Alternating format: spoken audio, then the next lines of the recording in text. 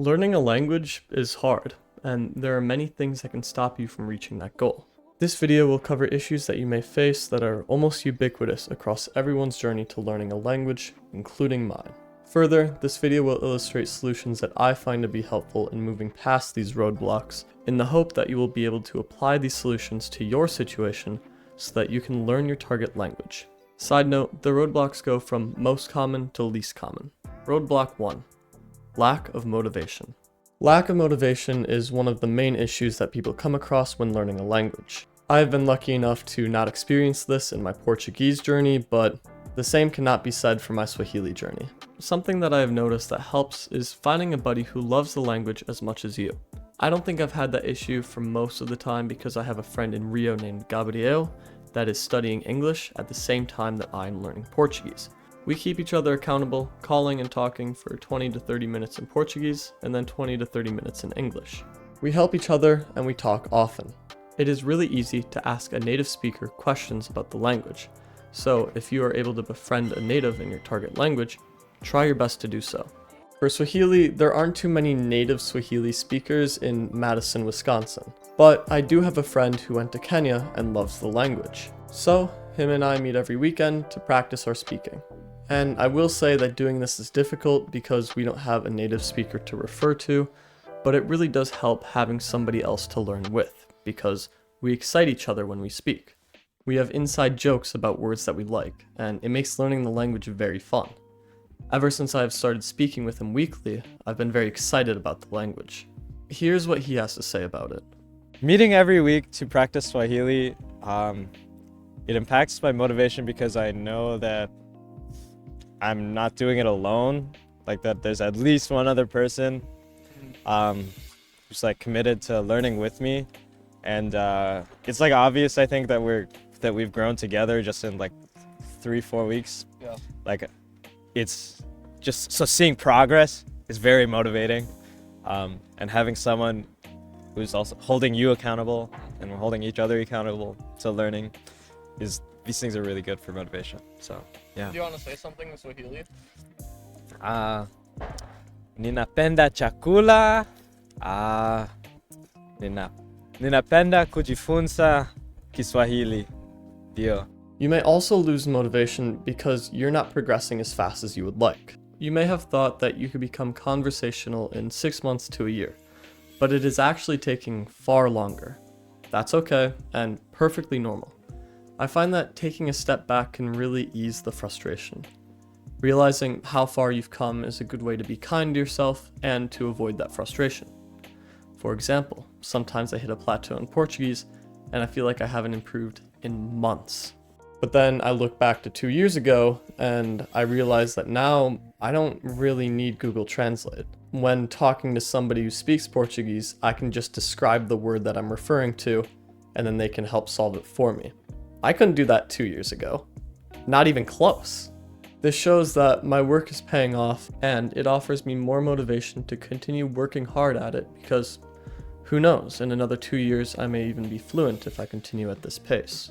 Now, in order to avoid this frustration in the first place, setting very moderate goals can help. Don't expect progress to come quickly because learning a language is something that you need to spend so much time doing to accomplish it. Further, setting goals around the amount of time that you spend studying the language rather than how much progress you've made in the language can be a very beneficial tool. It puts more emphasis on the work rather than the results. So, if you meet your goals, your results will naturally come along with it. If you want to benchmark on how long it will take to learn the language, just do a quick Google search on the amount of hours it takes to learn your language and divide that number by 182.5. This number represents the estimated time in years it will take you to learn the language if you practice for 30 minutes a day. Roadblock 2. Getting busy. I have entire videos on how to make time to learn a language, so if you're confused at all, just click the link in one of the corners. I don't know which one, but it'll be there. But in short, you're going to want to schedule specific times to sit down and learn the language distraction-free, and practice your listening while doing other things such as cleaning, working out, or commuting. Further, switching your phone's language or watching movies in your target language are easy ways to incorporate learning a language into your everyday life. If you have difficulty staying accountable and you're really dedicated, Schedule a study date with a friend, give said friend $20 and tell them they can keep it if you don't show up to study. More is on the line, and if you don't want to lose $20, then you better show up. Roadblock 3. Shyness. The third roadblock I've come across is being very nervous to speak to people who are fluent in your target language. Now, this is incredibly intimidating, and honestly, I don't have a huge tip for you, but I can speak to you through my experience of learning Portuguese.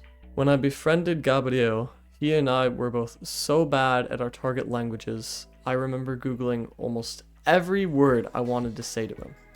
But what helped me out in that scenario is knowing that he is also just as bad as me. I wasn't alone in the struggle. Both of our time was equally valuable to each other. I'm fairly confident that getting a tutor would help, but that is expensive, so I understand if you don't want to do that. Tandem is a great way to meet people and meet friends who want to learn your native language. This could also be a good avenue to reduce the fear of speaking with a native speaker, since you will also allow time for them to learn their target language too. And I know it's scary speaking with somebody in their native language and your target language, but it's just one of those things you gotta do until it isn't scary anymore. It sucks, but that's what you gotta do. Roadblock 4. Difficulty finding correct information. Most of the time, Google Translate or ChatGPT is enough, but you gotta use your common sense. If something doesn't feel right, it probably isn't. You should check with a native. YouTube, Reddit, Discord, Tandem, they're all great places to find a native speaker of your target language. If you want more advice on how to find more resources, I also have a video dedicated to that as well, so click the link in one of the corners if you are interested. Roadblock 5. Staying comfortable.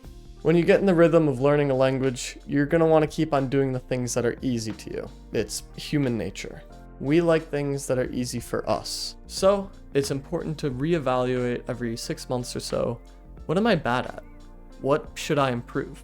Keep in mind that this really isn't something that you need to worry about until later in your journey, since in the beginning, it's more about getting a grasp and being competent in the language. Once you get better at that, it's really easy to not challenge yourself like you used to, and this results in progress stagnating. I am really good at understanding Gabriel, but other people I have a really hard time understanding. This is something that I realize and I need to take steps to fix. I need to stop only talking with him and instead diversify the accents and voices I'm exposed to. Same with my vocabulary. My vocabulary was lacking, so I started reading. Soon, I'll have to start fixing my grammar, but that is a tall order and very scary, so I'm gonna hold off on that. So, to recap, if you don't have motivation, find a friend. If you're busy, find ways to incorporate your language into your routine without losing time. If you're shy, find somebody who wants to speak your native language, find a tutor, or just take the plunge into cold water and brute force your way into getting comfortable struggling. If you can't find correct information, ask a native, and if you're getting too comfortable in the language, assess your weaknesses and challenge yourself. I hope you guys found this useful. Until next time, ciao.